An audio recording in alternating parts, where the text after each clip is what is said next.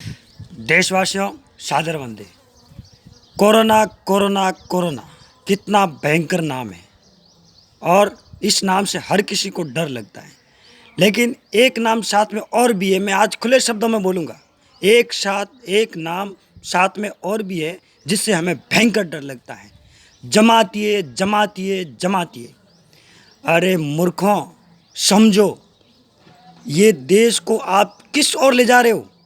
इस देश में रहने वाला हर भाई बंधु इस देश का पवित्र नागरिक है और इस पवित्रता में आप ये नफरत का बीज क्यों बो रहे हो।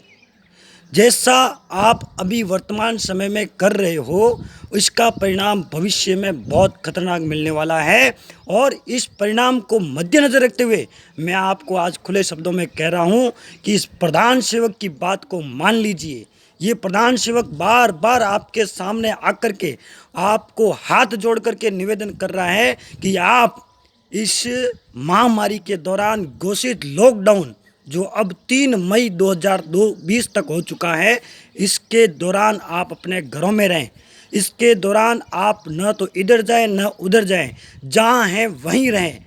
तो साथियों, उसकी बात को मान लीजिए, अन्यथा मैं इन जमातियों को कहना चाहता हूं, जिस तरह से आप ये लोग कायराना हरकत करते हो ना, ये कायराना हरकत एक दिन ये जमातिए तुच्छ है। मैं ये दिल से कहता हूँ, सारे मुसलमान कभी भी खराब नहीं होते, उनके अंदर भी अच्छे मानवीय गुण वाले लोग हैं। लेकिन ये तुच्छ लोगों की वजह से एक दिन ऐसा आएगा कि मुसलमान नाम से हर व्यक्ति नफरत करेगा।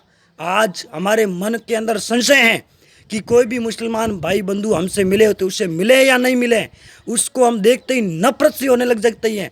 तो आने वाले दिनों में या भविष्य में हमारे जो वंशज होंगे वो मुसलमान नाम से नफरत करना शुरू कर देंगे। मैं ये खुले शब्दों में कह रहा हूँ। इसलिए पूरे मुसलमानों को आप बदनाम मत करो। ये जो जमाती है ना, ये जो जिसको कोरोना हो रखा है, जानबूझ करके भाग जाना, जानबूझ करके थूकना, जानबूझ करके पेशाब पिलाना, ये क्या कर रहे हो आप लोग।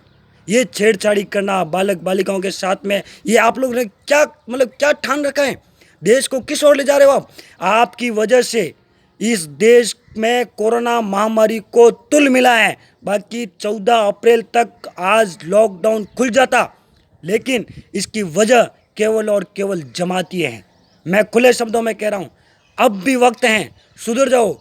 हिंदू, मुसलमान, सिख और ईसाई, ये पवित्र रिश्ता है, ये भाईचारे का रिश्ता है। लेकिन भाईचारे में ये जो दरार डालने का आप लोग काम कर रहे हो, ये जमातिए एक दिन ये उदाहरण बन जाएगा कि किसी भी मुसलमान को अगर किसी भी दूसरे धर्म का व्यक्ति देखेगा तो वो नफरत की नज़र से देखेगा, क्योंकि उसको लगेगा कि इन्होंने देश को बर्बाद किया था, इन्होंने देश के अन्य धर्मों के लोगों को छुआछूत की बीमारी से लिप्त होने के लिए इन्होंने कदम उठाए थे, इन्होंने अपनी कायराना हरकत की थी, इन्होंने देश को बर्बाद करने की कोशिश की थी।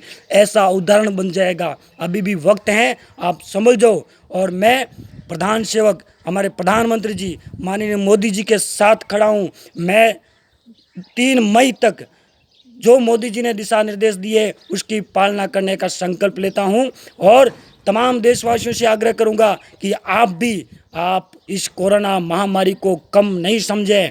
कामकाज होंगे, लेकिन ज़िंदगी नहीं रहेगी तो कामकाज करके भी क्या कर लोगे। आज आप कह रहे हो कि थोड़ी सी छूट दे दे, अगर छूट दे दी तो इतने दिन की मेहनत, इतने दिन अपन अंदर रहे, उसका पूरा परिणाम शून्य हो जाएगा। आप इसलिए आप रुकें, घरों में रुकें, घर पर रहें, सुरक्षित रहें, अपनों का ख्याल रखें। और 60 साल के ऊपर वाले जितने भी हमारे उम्रदराज हैं उनका आप बिल्कुल ख्याल रखिए, ध्यान रखिए।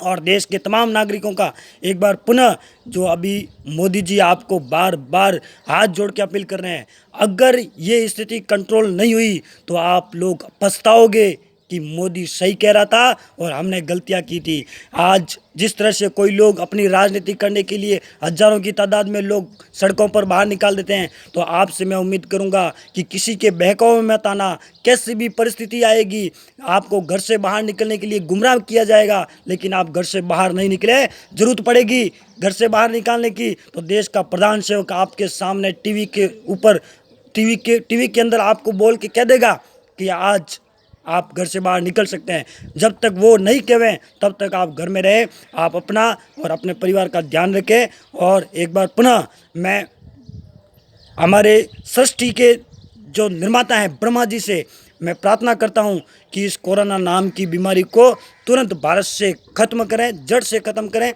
भारत का हर एक नागरिक, चाहे वो किसी भी धर्म का हो, वो स्वस्थ रहें, स्वच्छ रहें और सुरक्षित रहें। बहुत बहुत धन्यवाद। जय हिंद, जय भारत, वंदे मातरम।